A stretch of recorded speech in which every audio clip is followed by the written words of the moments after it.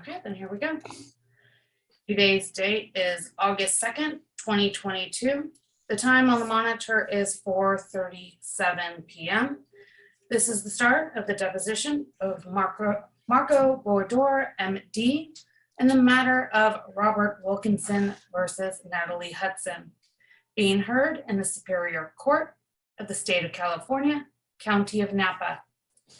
Case number 19-CV-001710.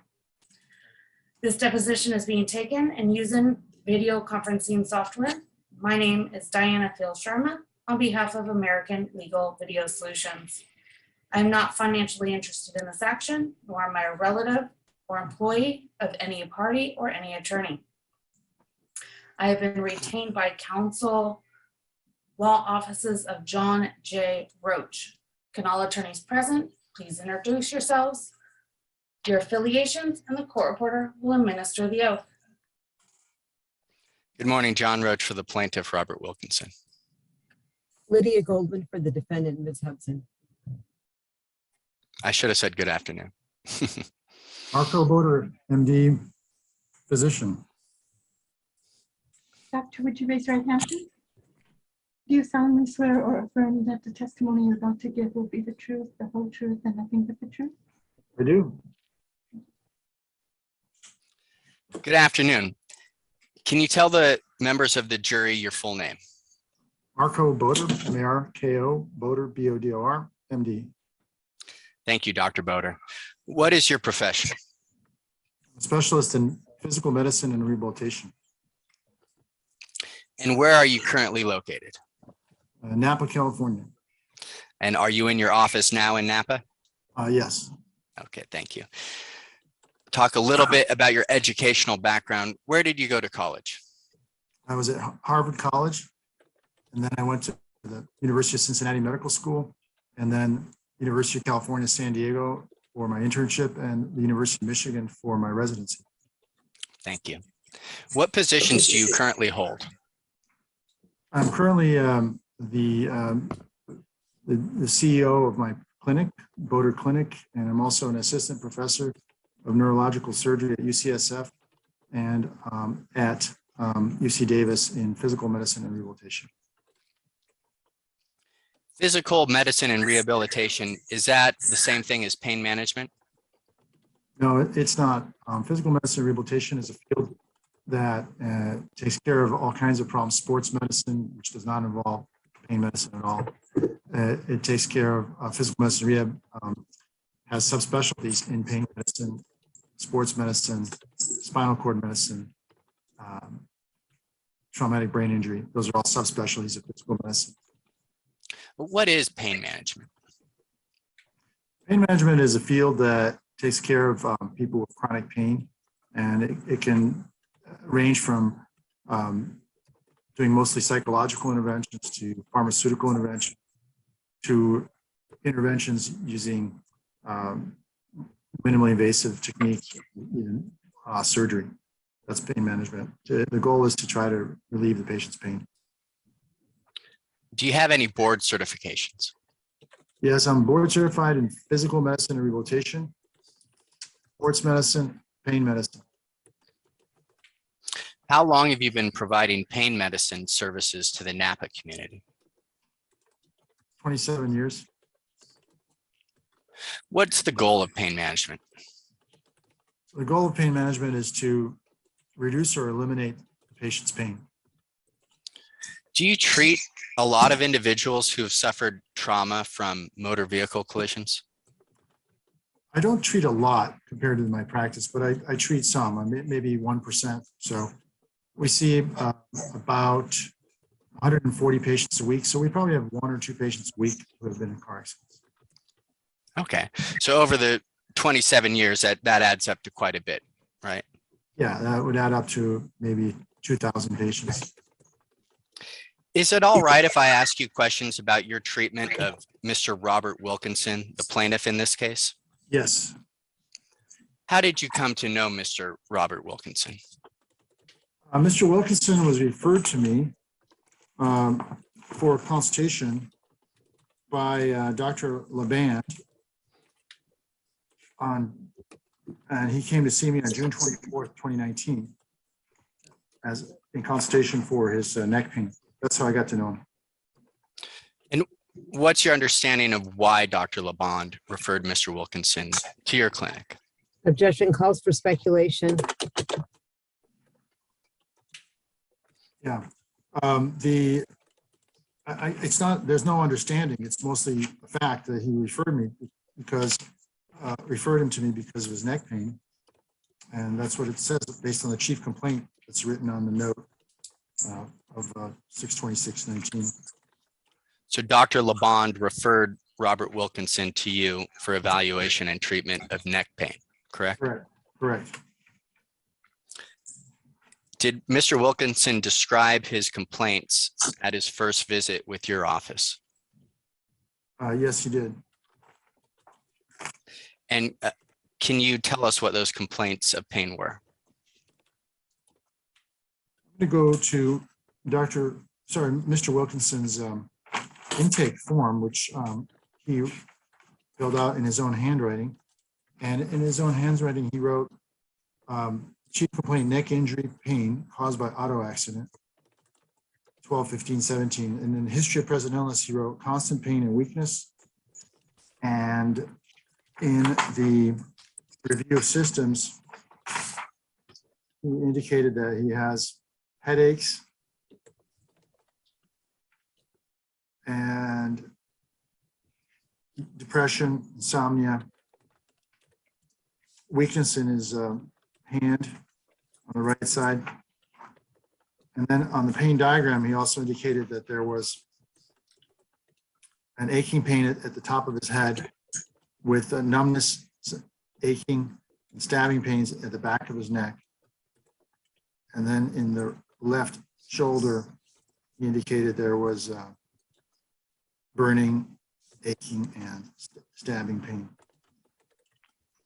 Did he give you a history of his activities being limited as a result of his pain? Well, we obtained a disability form, and he did provide a disability form.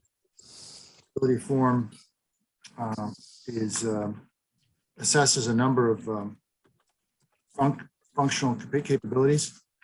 The form indicated that he had moderate to severe pain, fairly severe pain, that he needed some help with his personal care, that he could only lift very light weights, that he could not read as much as he wants because of moderate pain in his neck, and that he has moderate headaches, a lot of difficulty concentrating, that he cannot do his usual work or drive his car as long as he wants because of moderate pain in his neck.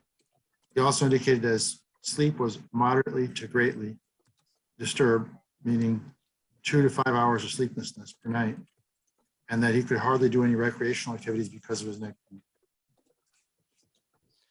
Did he give you a history of ever having a neck injury before December 15, 2017? No, he did not.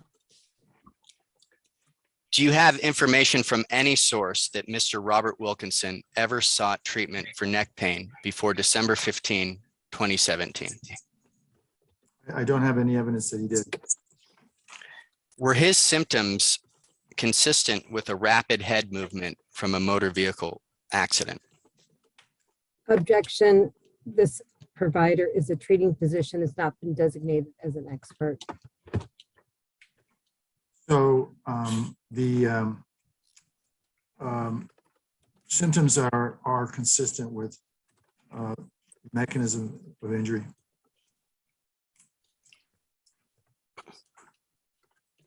Throughout your treatment of Mr. Wilkinson, you performed physical examinations, correct? Correct. You've been his physician for roughly 3 years, correct? Correct. And you've reviewed his MRI studies? Yes. Was a December 15, 2017 collision a substantial factor in causing Mr. Wilkinson's neck pain that you treated him for? Yes.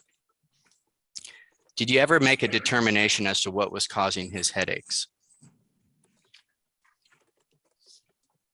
I have to look at the notes.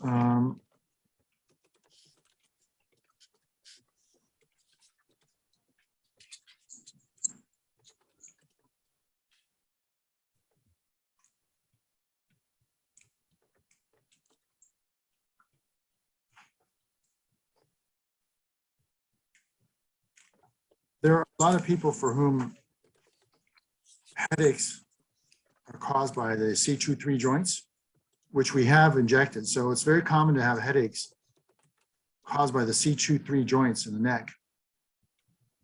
So there's a possibility that his headaches are caused by that. I don't have direct proof that his headaches were caused by those particular joints. But I wouldn't be surprised if they were. Because that is a typical referral pattern of the C2-3 joint is in the occipital area of the head right here. So it's a typical referral pattern. Thank you. But he indicated his pain was a little higher up, but it could still be from it's still posterior. So any pain that's posterior in the back of the head could be coming from the C2-3 joint. His is more like here. Typically, it's more right here. So anyway, one way to find out would be to repeat the C2-3 injection and see if his headache goes away afterwards. Did you have an opportunity to review Mr. Wilkinson's MRI study? I did. What were the important findings for you? Objection. Which MRI study are you referring to? That's not a proper objection, counsel. Well, it's vague and ambiguous as to which MRI study you were referring to. Let me rephrase that question, Dr. Bodor. Did you have an opportunity to review Mr. Wilkinson's April 25, 2019 MRI study? Yes, I did. And I'm looking up to see what I wrote.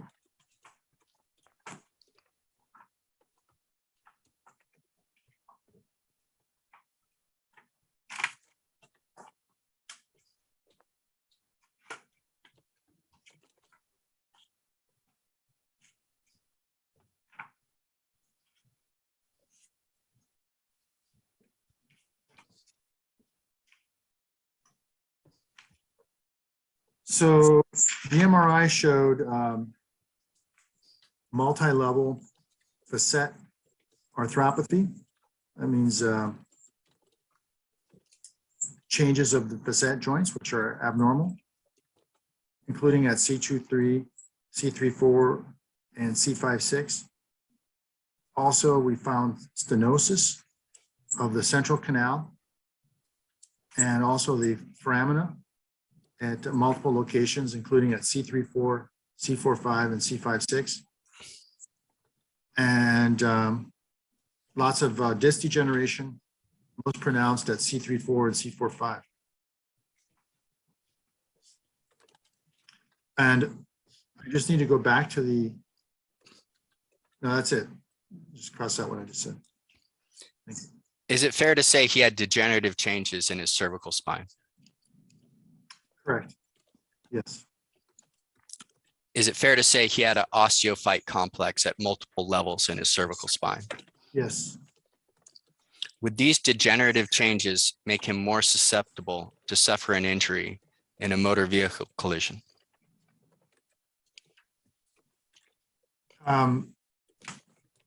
They're equally susceptible, whether you have these degenerative changes or not. You're equally susceptible to getting an injury.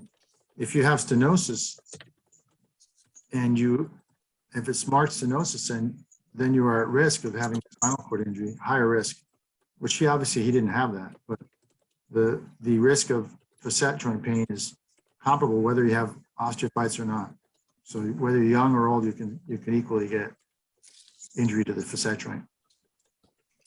Would you agree that a 77-year-old man with degenerative changes in his neck, but no symptoms of neck pain, can become symptomatic from trauma? Yes. What is a facet joint in the cervical spine? Facet joint is a small joint that's you can feel on the side of your neck. And there are 5 of them, the cervical spine, C2, 3, 4, 4, 5, 5, 6, and 6, 7. And these joints are little joints that help maintain the orientation of the spine when we look up and down, when we turn our heads right and left. They keep everything aligned and keep the spine from getting out of whack. I mean, if we didn't have facet joints, then you might have translation of one vertebra on top of another one, but these joints, they keep the vertebrae aligned. Have you published any articles regarding cervical facet joints? Yes, as a matter of fact, I did last, like in the June 2022 issue of Spine Journal. We published an article on ultrasound guided technique for the cervical facet joints, on how to inject them using that ultrasound guided technique. And in that article, we also discussed some of the causes of cervical facet joint and possible treatments. Is one of the causes trauma from motor vehicle collisions? Yes. What is a disc? The disc, Pardon me, let me ask a better question. What is an intervertebral disc in the cervical spine? yeah, the intervertebral discs are these structures that are semi-solid, so they're not as hard as bone and they're not as soft as muscle, so they're in between. They allow our vertebrae, which are like little blocks, to flex forward and backward. And because these discs are semi-solid, they allow bending between two solid vertebrae, which are like two blocks, but because there's a disc between them, they allow for bending. So those are the discs. Thank you. Are these both the facet joints and the intervertebral disc? Are those both sources of pain, potential sources of pain in the human neck? Yes, they are. Going back to Mr. Wilkinson, did he receive any studies at your office on June 29, 2016? 2019.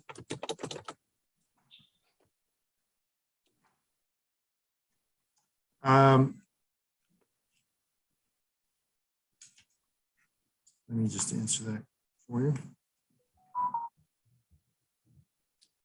I mean, June 26, 2019. Correct.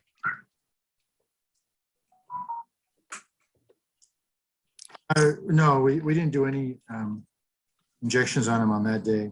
Let me ask a better question. Did he receive any ultrasound studies on June 29, Yeah. 2016? Okay, yeah, we did ultrasound examination on him, and we found that he had tenderness at C23, C45, C56, and that he had tenderness at those facet joints, which are consistent with pain coming from those joints. Come in. Excuse me for a moment. I'm gonna let this. Are they still in Florida? They're done? Okay. Oh, thank you. Thank you, doctor. What sort of treatment plan did your office make for Mr. Wilkinson? We recommended that we do injections into the facet joints to help diagnose the source of pain. And we did go ahead and provide those on August 13th, 2019. Okay, so you performed the first set of facet joint injections on August 13, 2019. Yes, Did you perform a physical examination at that visit? yes. And what were the important findings on physical exam? On that day, he was tender over the right and left C3-4 and C4-5 facet joints. And also he had some disequilibrium when he rotated his head. Would that disequilibrium have any causal relationship to his neck injury and the collision? Yes, Did you offer Mr. Wilkinson injections for relief of his neck pain? I did. What was the purpose of these injections? Purpose of these injections on that day was to make a determination of whether those were sources of neck pain. And Did those also- injections help you make that determination Yes, regarding the source of his neck pain? yes, because on that day he had complete resolution of his pain after the bilateral C3-4 and C4-5 facet injections. So to you, that was a pretty good indication that you had accurately located the source of his pain, correct? Yes, yes. When was the next visit following that August 13, 2019 set of injections? Next visit was on September 23rd. And Did Mr. Wilkinson report that the injections helped with his pain? yes, he did. But he said that they only brought mild relief of his symptoms for a very short period of time. But we noted that his pain went from 9 out of 10 to 0 to 10, 0 to 1 out of 10. So the relief was mild. Sorry, the relief was substantial, but it was very short, only during the duration of the anesthetic. Okay. And did you offer any sort of different injections at that date on September 23rd, 2019?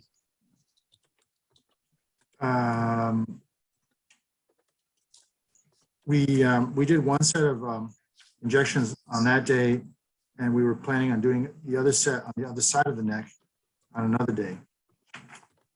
So that's what we plan to do. And we did that on 10/8/19. Okay. And did he report any relief from the September 23, 2019 injection that was done on the right side?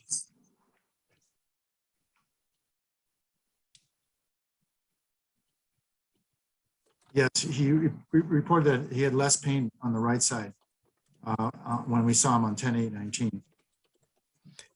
And then was it on 10/18/19 when he received injections on the left side? He did on 10/8/19. Thank you. October 8th, 2019. Dr. Bodor, can you tell the ladies and gentlemen of the jury, what is the Bodor technique? That's the technique that we described in that paper that I mentioned, ultrasound guided cervical facet injections that we published in Spine Journal in June 2022. That's a technique where we use ultrasound, which is a three-dimensional imaging technology, to inject these little joints. The advantage of ultrasound is that you can aim your needle at the target and also know how deep it is. For instance, if I'm pointing this pen at you, you really don't know how close it is to you. It could be really close to my face, or it could be all the way close to the screen. You don't know. So you have to actually go turn sideways to know that it's far away from my face. So when you do fluoroscopy or x-ray guidance, you can either aim at your target or know how deep it is. You can't know both.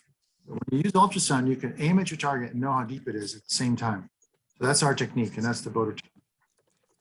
And does that provide greater accuracy in administering medicine to these very small facet joints? We believe it does. The best accuracy that we see reported with fluoroscopy is 91%. The best accuracy we achieved was between 92 to 98%, depending on which criteria you use for verification of the technique. So we believe it's more accurate than fluoroscopy. How long did Mr. Wilkinson experience relief from his neck pain from the October 8, 2019 injections?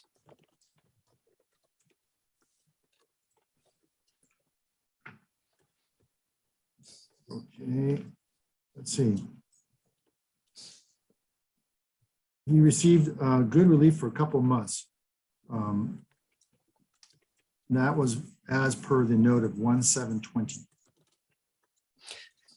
Do you consider a couple months a satisfactory amount of pain relief from a facet joint injection? Considering that we injected short-acting steroid, which is dexamethasone, the dexamethasone is only there for 48 to 72 hours. Getting 2 months of relief from a drug that's only there for 2 days is pretty good. but we aim to do something more long-term. Is it fair to say that your injections were providing pain relief, but the pain would eventually come back? Yes, Is that sort of the nature of pain management? It's not, for the most part, it's not a permanent solution to an individual's neck pain. that is the nature of pain management, but not the nature of sports medicine. In sports medicine, in spine medicine, we aim to cure the problem. And I do both. I do pain management and sports medicine and spine medicine. Do you perform spinal surgeries? I do perform some spinal surgeries. Do you perform fusions and decompressions? I don't. Okay. But those are, for the record, those are less effective than some of the injections we do, like using platelets or bone marrow cells. We have very high success rates, like for long-term relief for those. Because you see, with the fusion, you're not replicating the nature of the actual disc. You're not replicating the actual natural disc. Whereas with repair of the disc, which we can try to achieve with using some cells, we're going to achieve the same viscoelastic properties and the same bending moments and all the same kind of stuff that the disc had before it had a tear. So my goal is to cure problems. But when I can't cure problems, I will manage the pain, but that's not the focus of my practice. The focus of my practice is not pain management, it's actually to cure problems.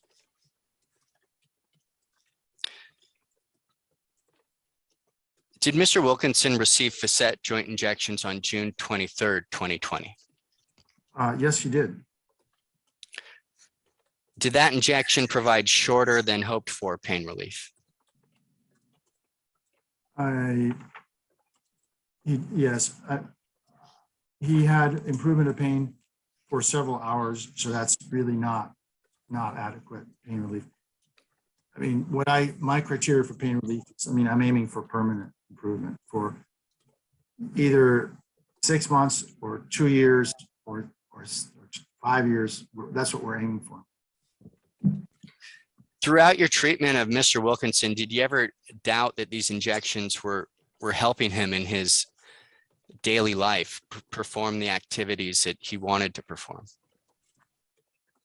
He did have improvement of his function, and he was able to do better yard work and able to tolerate working longer for up to an hour, which used to be 20 minutes before.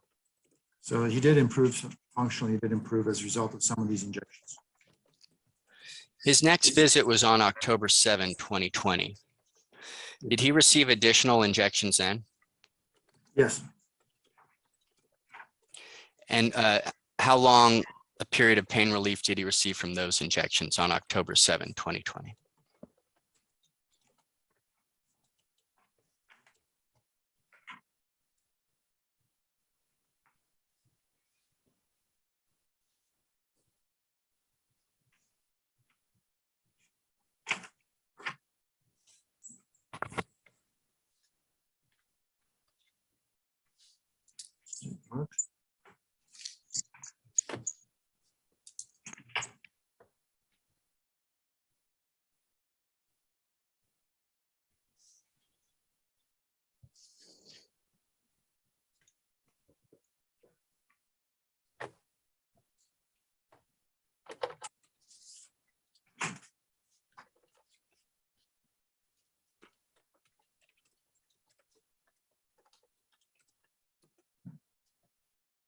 So we saw him back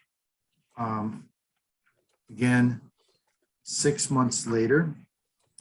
And at that time, we felt that his pain was no longer coming from the facet joints, but was coming from his discs.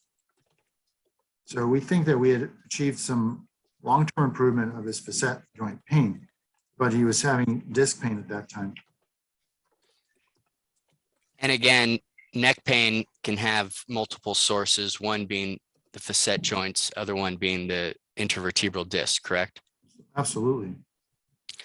And both those bodily structures would be affected by a rapid head movement from a motor vehicle collision, correct? They certainly could be. When you saw him on March 24th, 2021, did he have neck pain at that visit?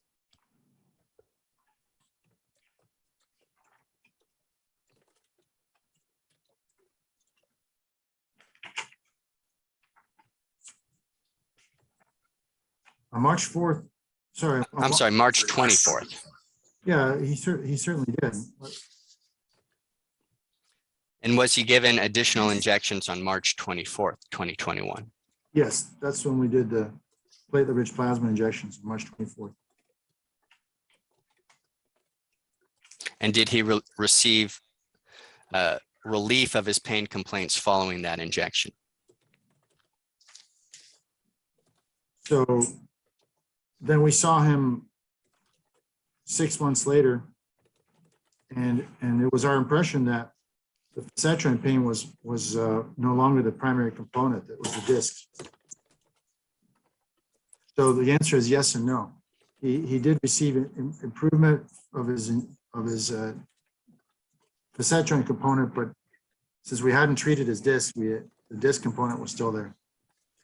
And when you saw him on September 30th, 2021, did he have any complaints of numbness?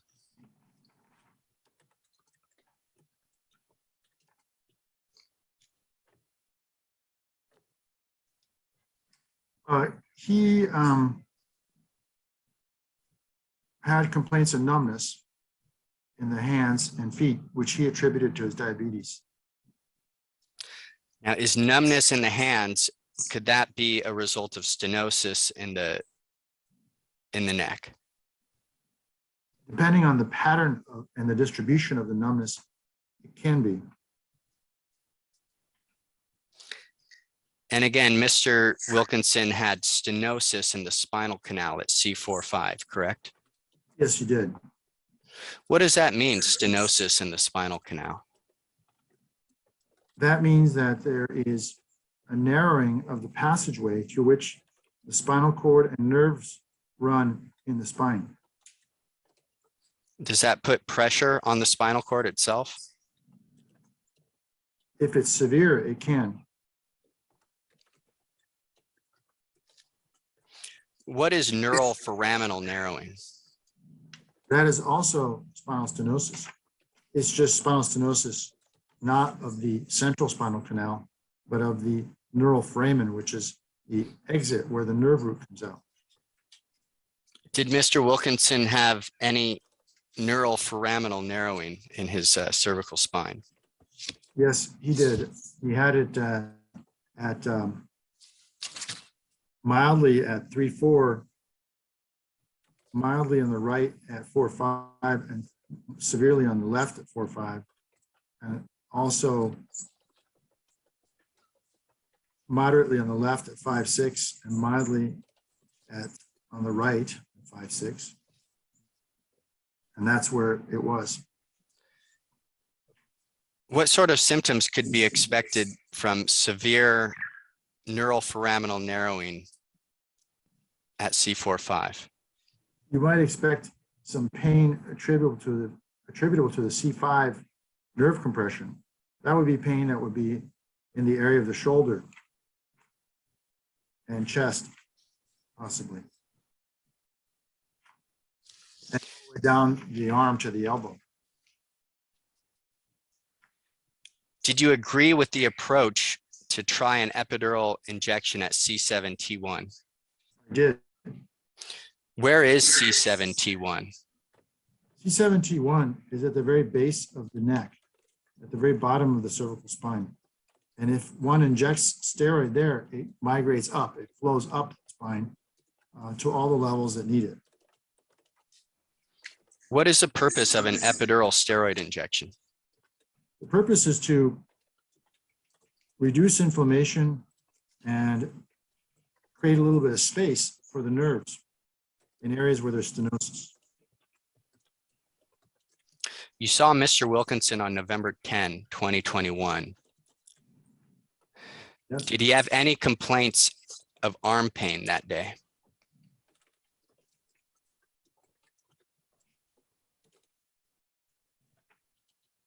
Yes, he did. His chief complaint was neck and arm pain. Now, is arm pain consistent with disc injuries causing severe neuroforaminal narrowing? Well, it depends where the arm pain is. But generally speaking, yes. If you have neck and arm pain, it could be from disc injuries, it could be from referred pain, or it could be from stenosis, or both. Did Mr. Wilkinson agree to receive an epidural injection at C7T1? Yes, you did. And did you discuss the risk of that sort of injection with Mr. Wilkinson prior to your office performing it? We did. What are some of the risks associated with cervical epidural injections? There's a risk of increased pain, nerve injury, spinal cord injury, death, infection, and that it won't work. So he was informed of these risks and decided to proceed, is that correct? Yes. When did Mr. Wilkinson return to your clinic following the epidural injection of November 10, 2021? He returned on March 2nd, 2022. Did he have neck pain at that visit? Yes. Did he receive an injection at that visit? He did. He received some injections into the facet joints on the right at C3-4, C4-5, on the left at C4-5 and C5-6. Did he report any pain relief from the epidural injection? He did. He said that it only lasted for a week, less than a week. But it did nevertheless relieve his pain complaints for a period of time, correct? Yes. Is it true that his most recent visit with your office was March 2nd, 2022? Yes.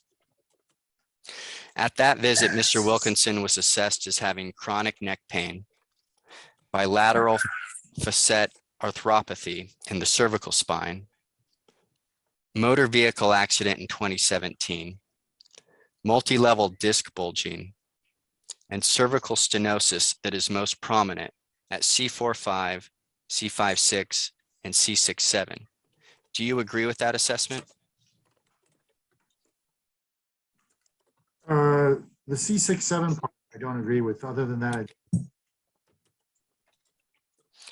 Okay, so you don't agree that he has cervical stenosis prominently at C6-7, but the rest of that statement you'll endorse? correct. Absent surgery, will this man have neck pain for the rest of his life? Objection calls for speculation. Based on your experience, your evaluation of the Well, plaintiff? Even if he had surgery, he might still have neck pain. But so yeah, even if he had surgery, there's a good chance he would have neck pain. Now, that's yes, absent modern treatments, he likely would have neck pain for a long time, maybe not indefinitely. But I would like to believe that some of our modern treatments can help him, and that we can get people who were formerly unable to get rid of their pain, that we can get them out of pain. But certainly that's my hope, it's my desire, but certainly not a guarantee, that we'll be able to get them out of pain. Assuming that Mr. Wilkinson does not get a surgery, will he require pain management for the rest of his life? And he's an 80-year-old individual. Objection calls for speculation. Again, it depends on the outcomes of our procedures. If we do a modern procedure and treat his discs and treat his facet joints, we might be able to get him down and out of a lot of pain. But that's not guaranteed. It's likely that he will need interventional pain treatments, probably once a year or something like that for the rest of his life. But it's hard to say. Is it more likely than not likely that Mr. Wilkinson, with everything that you know about him, given your experience and your treatment of him, that if he doesn't get a surgery, he'll require interventional pain medicine for the rest of his life? Even if he does have surgery, there's a good chance, even if he does get surgery, there's a good chance he would need it. So. Can you tell the jury more likely than not he will need it? Objection again, incomplete hypothetical and calls for speculation. Yeah, I mean, again, it's not possible to know for sure, but it's quite likely he will, more likely than not. Just a couple more questions here, doctor. Does Mr. Wilkinson's neck injury affect his activities? Yes, Do you believe that Mr. Wilkinson has experienced a loss of enjoyment of life as a result of his neck injury? yes, Do you believe that Mr. Wilkinson's neck injury has been inconvenient for him? yes, Do you believe that Mr. Wilkinson's neck injury has caused him to suffer physical pain? yes, Do you believe that the motor vehicle collision of December 15, 2017 was a substantial factor in causing Mr. Wilkinson's neck pain that he'll live with for the rest of his life?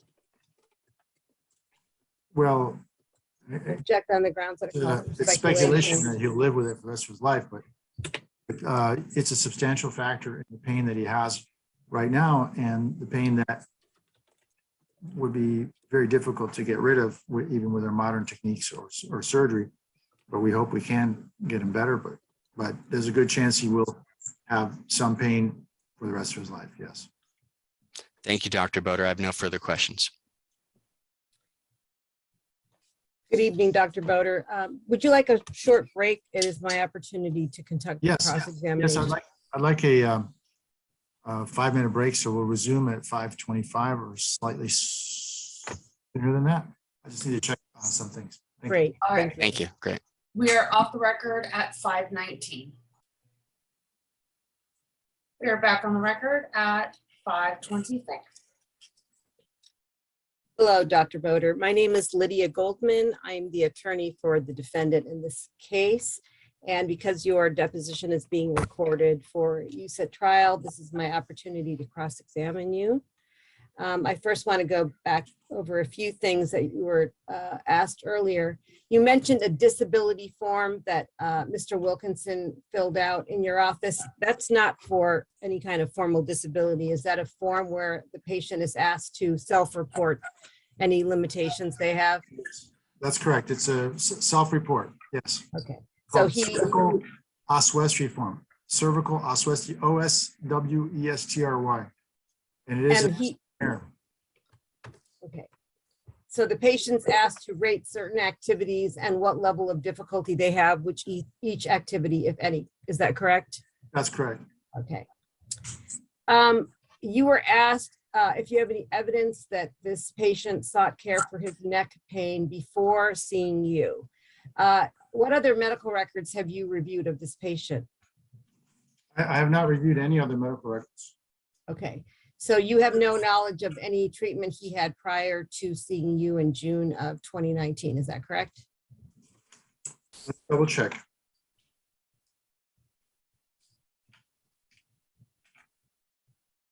That's correct. Okay. And I would ask, this is the first time I've heard about the Bodor technique and this article you authored. I don't know if you can provide that to counsel. I would like to see it. I can't review it now on the record, but I would be interested in looking at that. You also, Yeah. thank you. You mentioned that there were other techniques. Would you like me to send it right now? I can do it right now. We can wait till after the deposition since we're. Okay. I'll just need your email. I'll give it to you when we're concluded. Thank you. You mentioned some other techniques that you have, including platelet and bone marrow cells, I think. Those are other things that are available to patients of yours. Yes. And have you discussed those with Mr. Wilkinson? Yes, we've discussed it. And what, did he have any interest in that? Well, we did do the platelet injection already. We did You it feel, sets, and it does appear to have helped him. And because the last time we saw him, we felt that his pain was mostly from his, well, we did repeat injections in the facets at one point. So at this point, yeah, we did, in answer to your question, we have discussed those things with Mr. Wilkinson. okay. What about the bone marrow cells? What is that? I don't remember if we specifically discussed that, but that's a technique where we draw bone marrow from the iliac crest that's in the hip. And this is a technique that's used for spinal fusions. And when you do a spinal fusion, you can take cadaver bone, and you can remove bone from your own iliac crest and insert it instead of the disc. And you can create bone chips also. But in this case, we're actually sucking out, aspirating bone marrow, which is a fluid. We centrifuge it, and there are bone marrow cells in there. And we're injecting those into the disc to try to get the disc to heal, or to resolve the pain that's coming from their tears in the disc and from degeneration. And you've had some success in doing that procedure? Well, we have had success with doing that procedure. As a matter of fact, one of my fellows, he's around the corner. We did it for him. We did 3 discs on him, and he's substantially better. But you don't know whether you specifically discussed that with Mr. Wilkinson? The bone marrow part, I don't remember if I specifically discussed the bone marrow with him. We have discussed platelets with him, and with reference to the facet joints and the discs. And doing the PRP injections, that's much less invasive than having a surgery? Absolutely.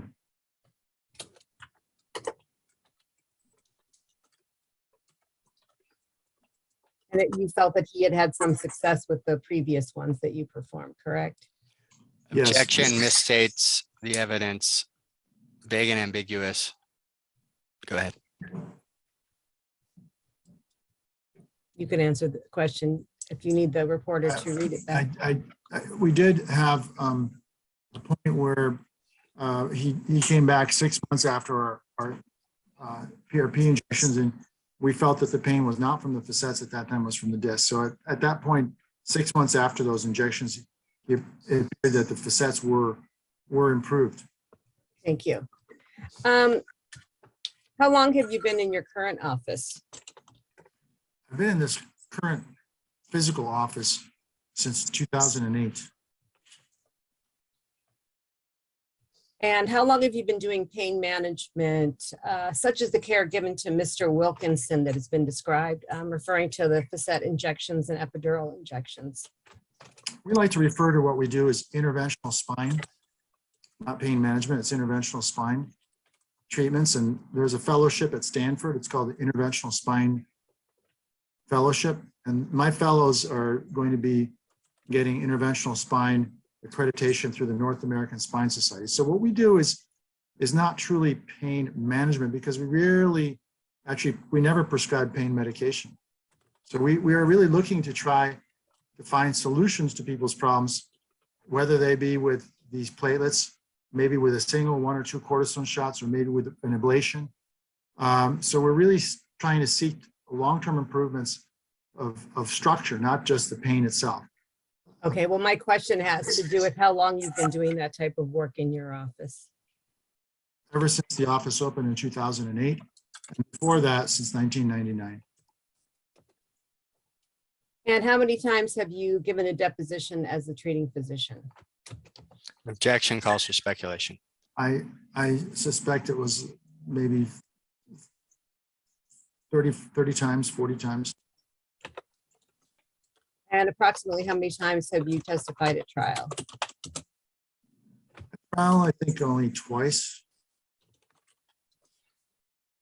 And also, I would like to clarify that the deposition, yeah, probably, I said 30 to 40. I would say maybe more like 20 to 30. Thank you.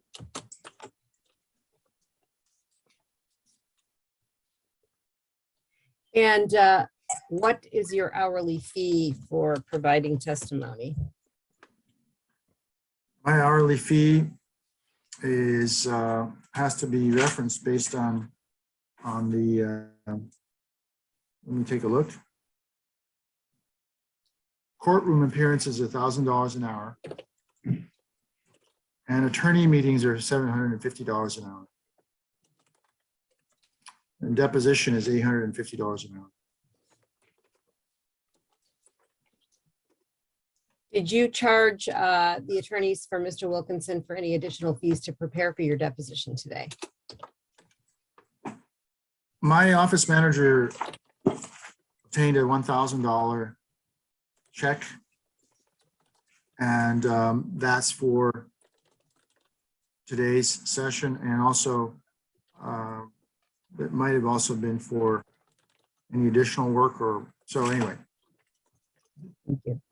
Did you speak with the attorneys for Mr. Wilkinson in advance of your deposition to discuss the medical care that you provided for Mr. Yes. Wilkinson? Mr. Roach and I spoke at 4:30 yesterday, between 4:30 and between 5:15 and 5:30 yesterday. And what did you discuss? We discussed Mr. Wilkinson's medical history. Anything in particular? Nothing in particular. Basically, we just went over basically all the things that Mr. Roach asked me in deposition in detail. We discussed it not in detail, but in just kind of general terms.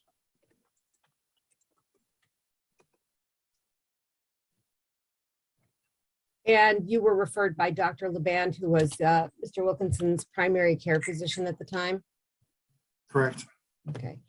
And Mr. Wilkinson made you aware that he had been involved in an auto accident in December of 2017, which was about 1.5 years earlier, correct?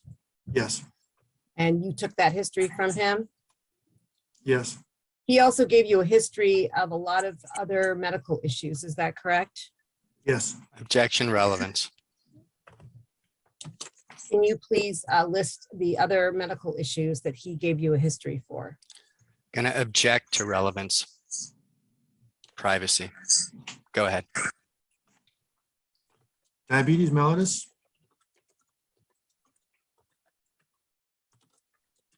High blood pressure.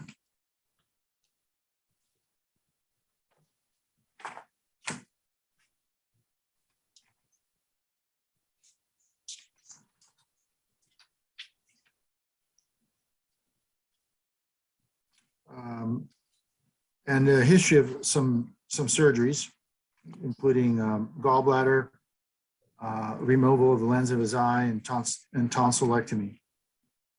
That's it.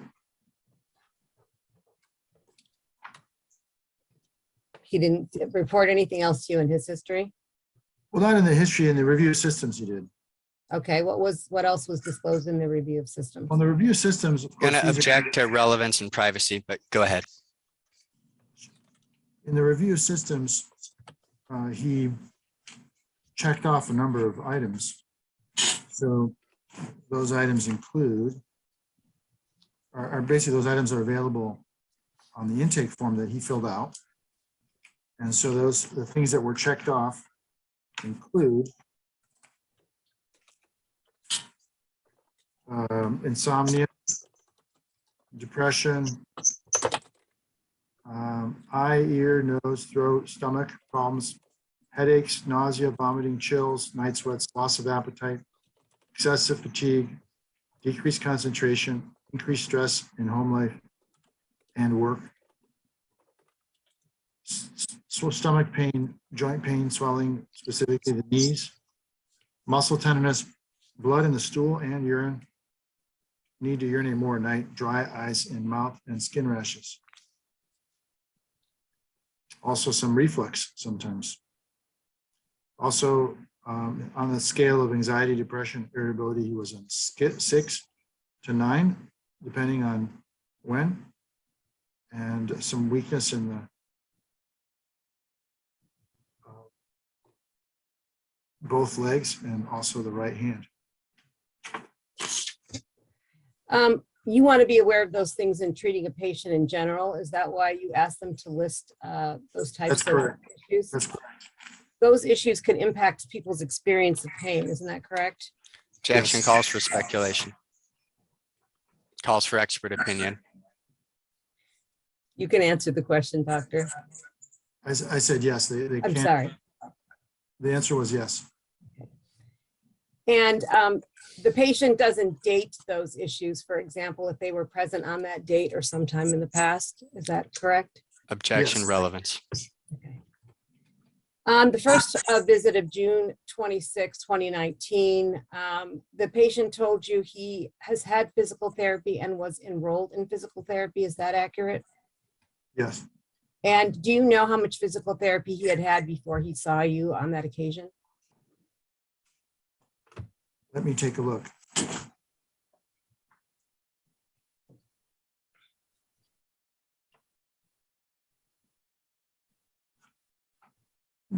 No, it doesn't say how much. Okay. Do you have an indication of who he was having physical therapy with? Objection, relevance, beyond the scope. Yes. Go ahead. It was a Desiree Obrero, O-B-R-E-R-O. Okay. And he reported he was taking Norco, Flexeril, and ibuprofen. Is that accurate? Objection, Vegas, it said time. I see the Norco and Flexeril. I don't see in his, what he wrote, but maybe we asked him about it. Just a moment, please.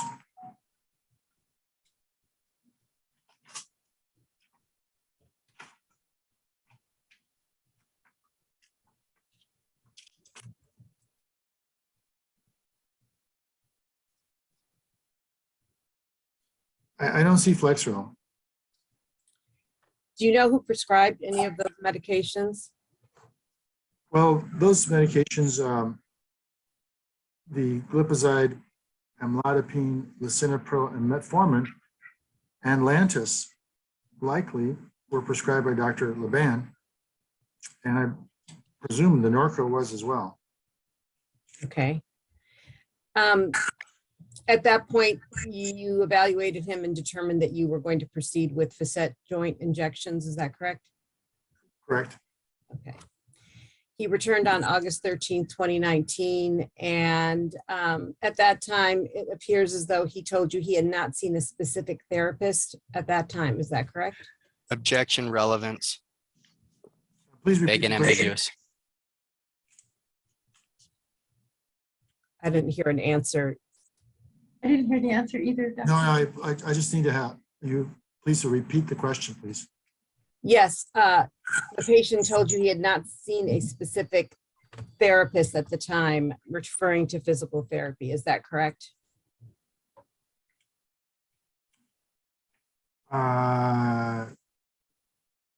We wrote in the history presented that he had physical therapy and is currently enrolled in physical therapist. Well, I do see that we wrote that he was taking Flexeril. As far as which physical therapist, he noted in the intake form that he was seeing that patient, the therapist I mentioned, Obrero. I'm referring to your notes from the August 13th, 2019 visit. August 13, 2019, okay.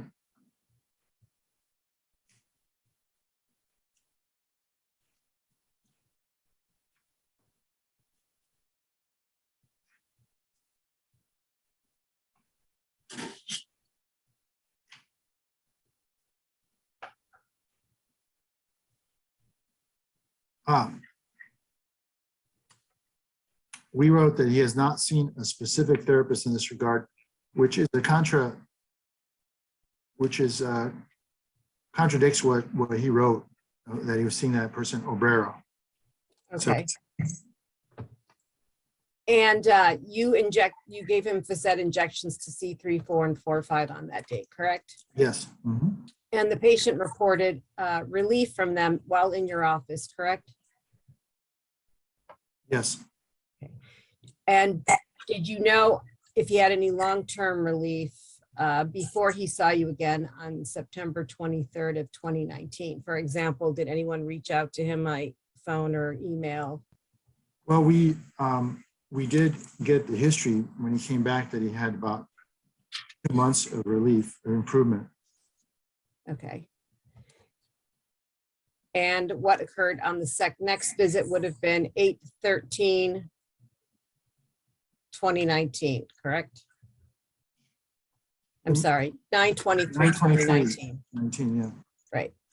And he had complete resolution of right-sided pain, he reported? He reported complete resolution of right-sided pain. Is there an indication for how Injections. long? Well, that was immediately after the injection. Okay. Any indication for how long it lasted for beyond the time of the injection?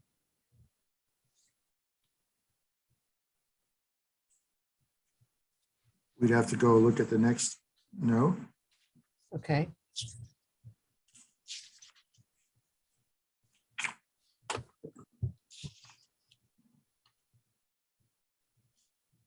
Yeah, so the next note was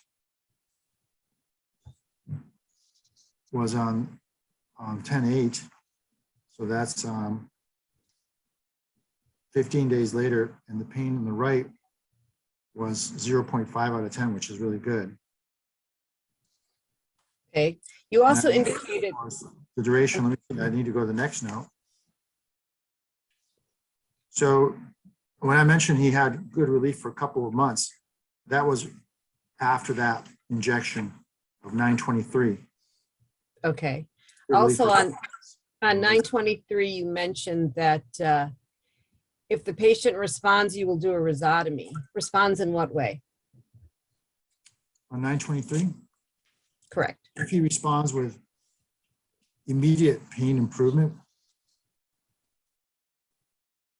then that's what that was referring to. And did you recommend a rhizotomy? I believe that my fellow, Dr. Oglesby, recommended, yeah. And I would have approved of it, yes, But that was not undertaken, correct? correct.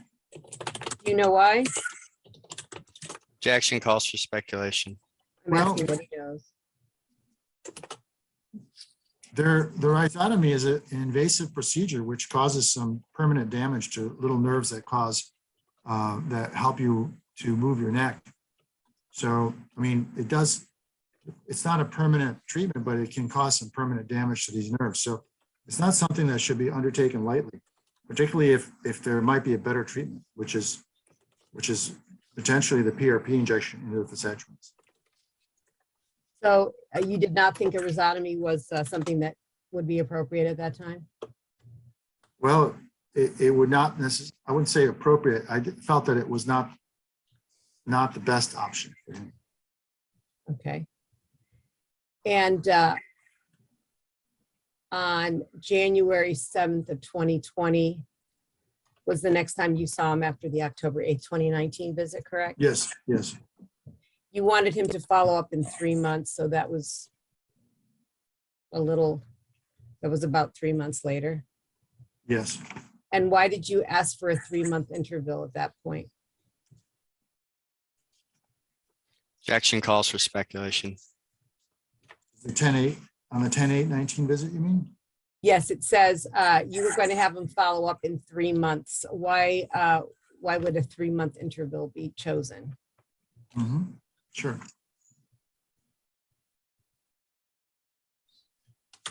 Because he had some cortisone injections in his neck, and it takes about 5, 6, 7 weeks for the cortisone to get out.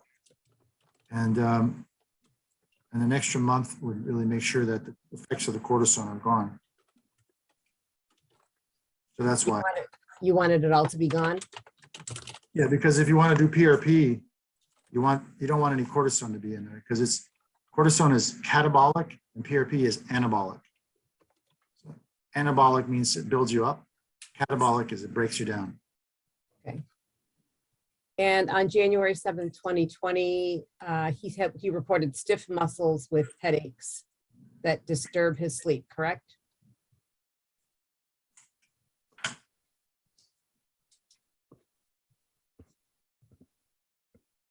Yes, Can stiff muscles cause headaches?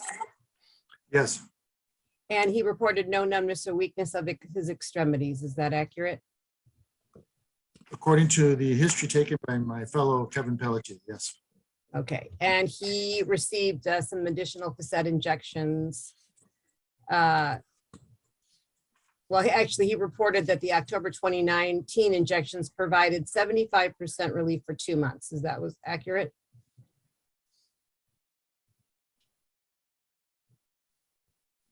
I don't see the 75% part. Oh, I do. It's on the second page. Yes, I see it. Okay. Did he get any injections or any other treatment on January 7th of 2020?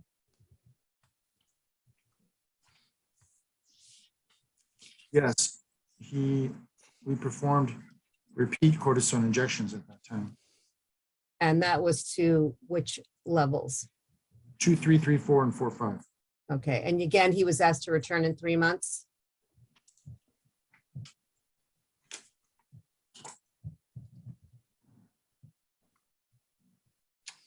We actually said on an as-needed basis. Okay. On June 23rd of, I'm sorry, that's not on that date. That was a different date. He was told to come back in 3 months on January 7th, yes. okay. His next visit was actually June 23rd, 2020. Is that accurate? Yes, And is it accurate that he told you that the past injections did not provide any significant relief? Objection, hearsay. he said that the last injections did not provide significant relief, but that the previous ones would give him 2 to 3 months of relief. And that he gets pain relief with the Norco, correct? Objection, hearsay. Pain control with Norco, yes. Okay. And did you perform additional facet injections on that date? We did. Wait a minute, that's, yes, we did it to the 5/6. Okay. And he was to return as needed?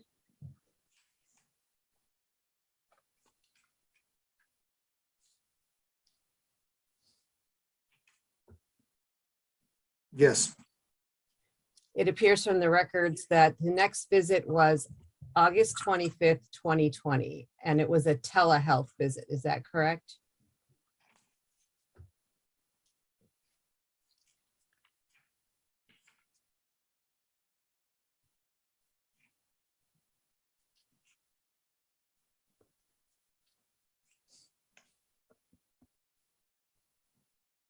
yes, 30-minute telehealth, yes. That means he was seen, it was like a video conference visit, Yes. correct? It's Okay. like we're seeing each other now. And did he report any relief after the last injections he had had in June 23rd of 2020?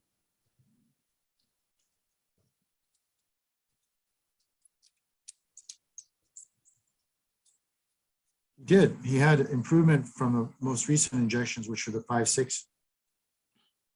Is it correct that the records say he only had relief for 3 to 4 hours after the last injections?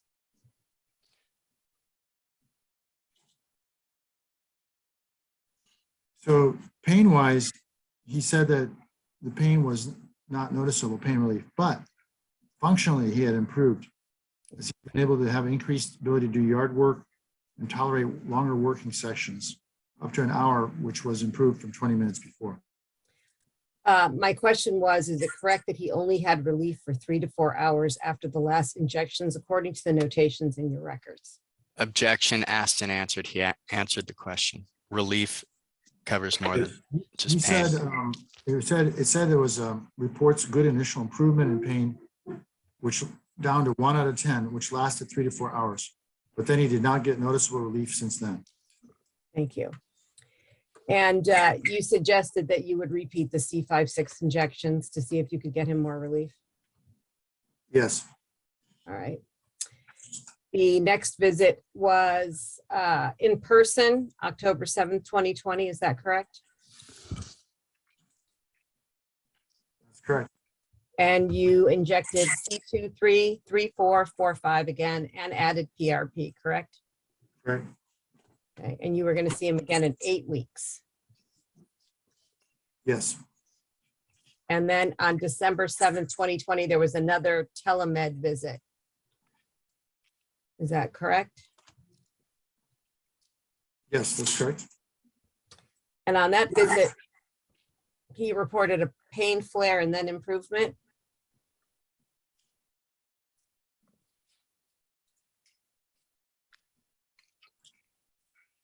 Yes, Okay. And then he said he used to have pain all the time and now it's only sometimes. Pain 2 out of 10. yes, that's correct. Okay. 2 out of 10.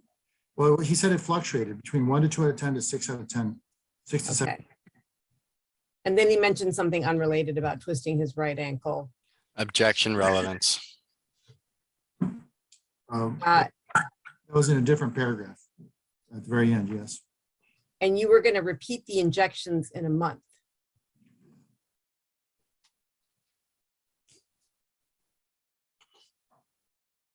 Yes, Okay.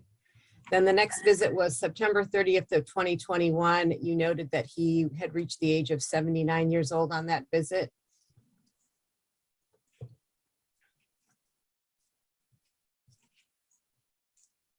Objection calls for speculation. um,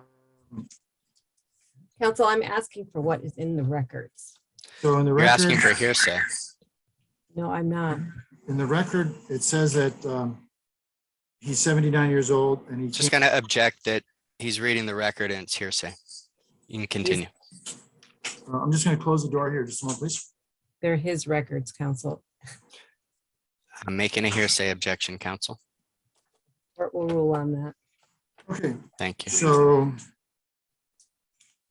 I don't see the part that I said that he had turned 79.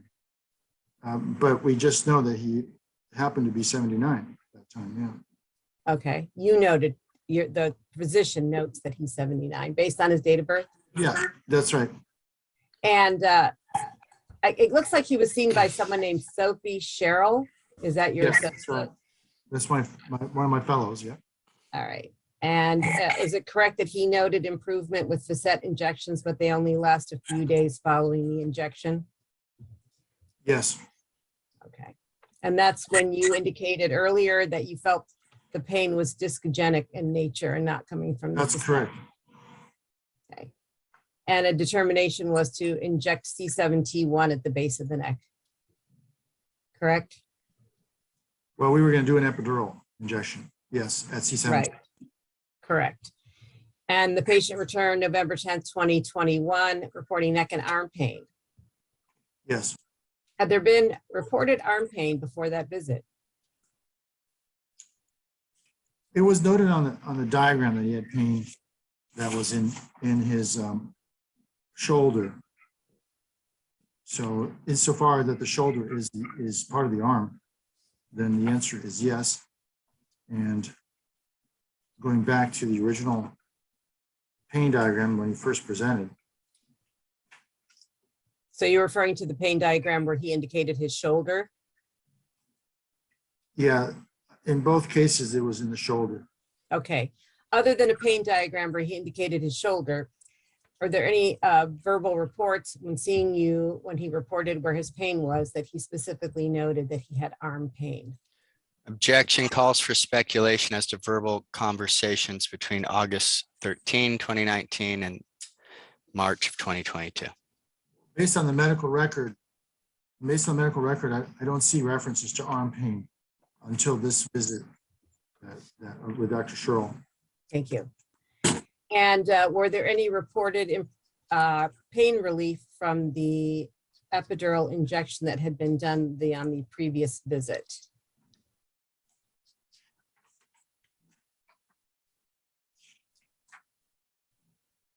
So we're going forward now to December 14, 2021. No, so the initial epidural injection at C7T1, I believe, had been done 9/30/21. And on 11/10/21, it was injected again, or am I misreading it? No, we were requested authorization on 9/9, and then we did the procedure on 11/10. Okay. And then the return visit after 11/10/21 is December 14th, 2021? Yes, that's correct. Okay, and is it accurate that the patient reported that the recent injection did not provide greater than 1 week of relief and he had worsening symptoms? Yes, that's correct. Okay. And then that was when you determined to repeat the facet injections, C2, 3, and 3, 4? Yes, it was, Dr. Chan decided to repeat the injections at the facets. And Dr. Chan is one of your associates? One of my other fellows, yes. Okay. And since 3/2 of 22, he has not been seen again in your office? Correct. Have you referred him to any other healthcare providers? I have not referred him, other than he had maybe physical therapy early on, because I do see that there were some notes from our physical therapist downstairs for balance, and he was referred by my fellow Matt Oglesby back in September of 2019 to physical therapy for disequilibrium and things like that. Are those notes part of your record? Those notes are part of our record, yes. Okay. And so he went to physical therapy for a period of time starting in September of 2019? Let's take a look. Objection calls for speculation.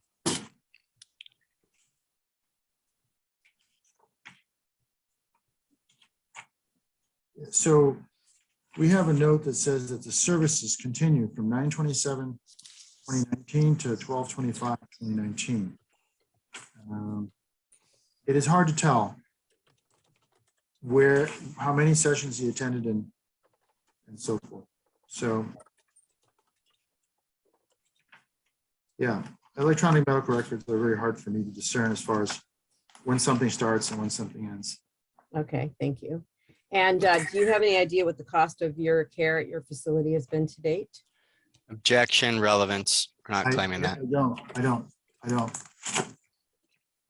Most of it, I believe, is covered by Medicare. I'm not sure that we ever charged them for the PRP.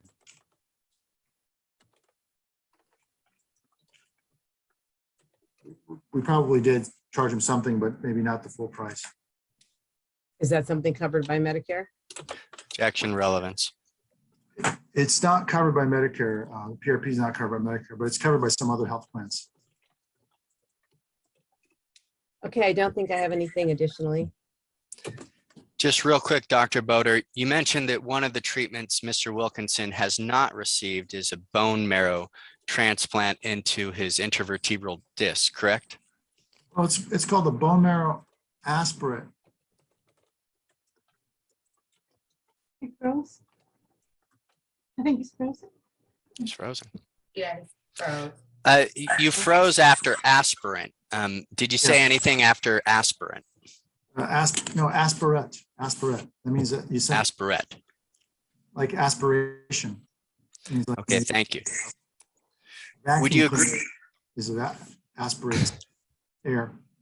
So you aspirate. Bone marrow aspirate concentrate is a possible way of treating the discs when the discs are the source of pain, instead of doing a disc replacement or fusion. Would you agree with me that the quality of stem cells declines as an individual ages?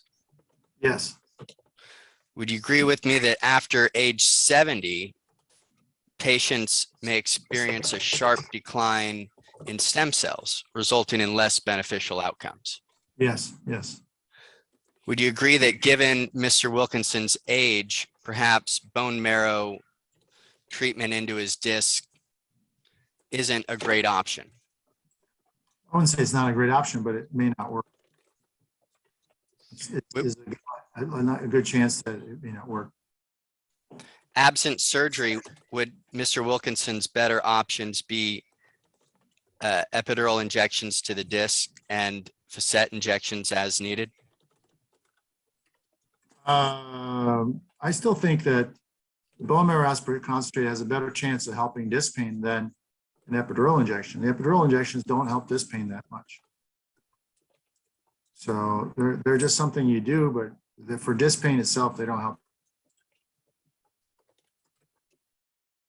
Oh, you froze.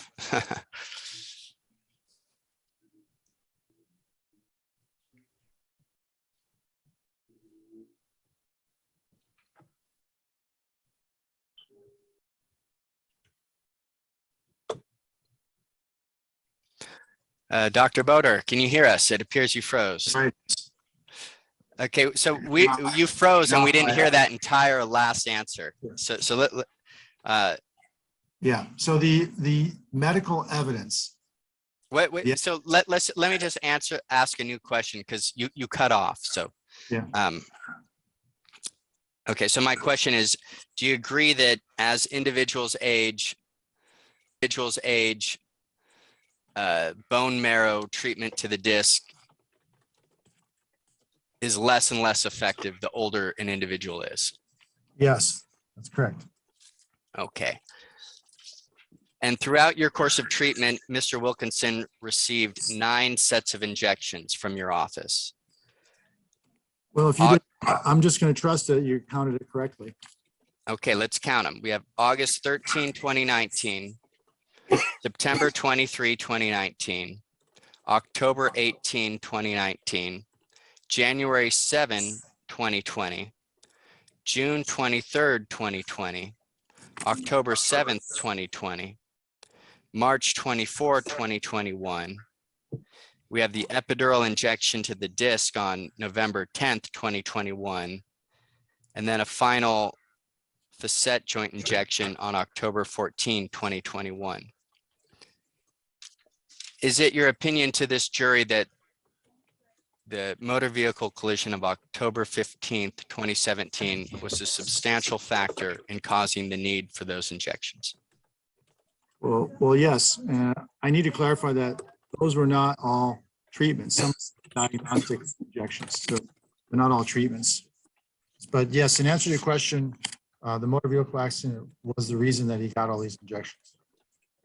Thank you. I have nothing further, Dr. Bodor. I do. I have a further question. Did you discuss the issue of the bone marrow treatment with Mr. Strauss before your deposition today? You mean Mr. Roach? I'm sorry, Mr. Roach. I apologize. No, we didn't discuss it. And do you know whether the plaintiff's spine has continued to degenerate since December of 2017? It's a given that we're all degenerating. So his spine is degenerating just like yours. Okay. I don't have any further questions. I have nothing further, Doctor. Thank you for your time this afternoon. You're welcome. And We're off the record. Let's go off the record. Okay. Ms. Goldman, I'd like to email you that article. Okay, hold on one second. Let's go off the record first. This concludes today's videotape deposition of Marko Bodor, MD, on August 2nd, 2022. We are off the record at 6:07.